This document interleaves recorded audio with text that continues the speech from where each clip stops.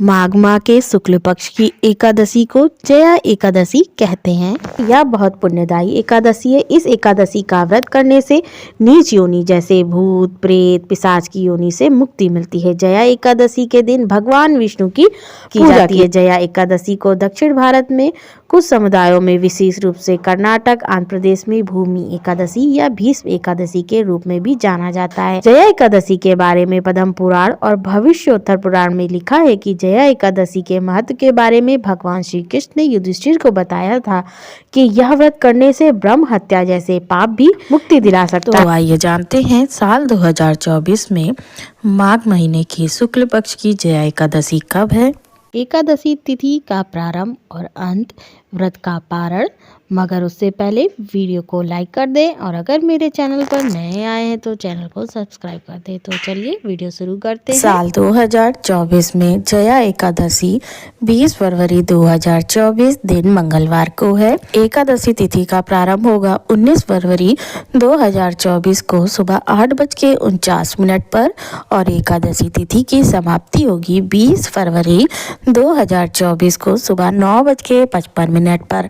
पारण का समय रहेगा 21 फरवरी को सुबह 6:55 से सुबह 9:11 तक। पारण तिथि के दिन द्वादशी समाप्त होने का समय रहेगा सुबह 11:27 पर। व्रत की विधि पुराणों के अनुसार दशमी तिथि को शाम को सूर्यास्त के बाद भोजन नहीं करना चाहिए और रात्रि में भगवान का ध्यान करते हुए सोए। एकादशी व्रत रखने वाले को अपने मन को शांत एवं स्थिर रखे। किसी प्रकार की द्वेष भावना क्रोध मन में ना लाएं। एकादशी को तांबा, चांदी, चावल और दही का दान करना उचित होता है। प्रातःकाल सूर्योदय से पूर्व उठकर स्नान करें। स्वच्छ वस्त्र धारण कर भगवान विष्णु की पूजा में तुलसी, ऋतुफल एवं तिल का प्रयोग करें। व्रत के दिन अन्न वर्जित है, निराहार रहें और शाम में पूजा के बाद चाहे तो फल ग्रहण कर सकते। यदि आप किसी कारण नहीं रख सकते तो भी एकादशी के दिन चावल का प्रयोग भोजन में नहीं करना चाहिए। एकादशी के दिन रात्रि जागरण का बड़ा महत्व है। संभव हो तो रात में जग कर भगवान का भजन कीर्तन करें।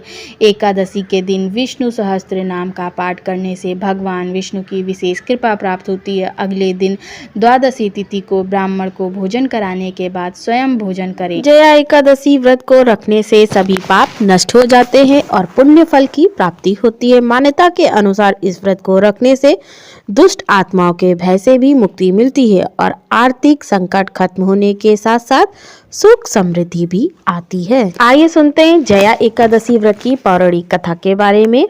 पौराणिक मान्यता के अनुसार भगवान श्री कृष्ण ने धर्मराज युधिष्ठिर के आग्रह पर जया एकादशी व्रत के महत्व और कथा का वर्णन किया।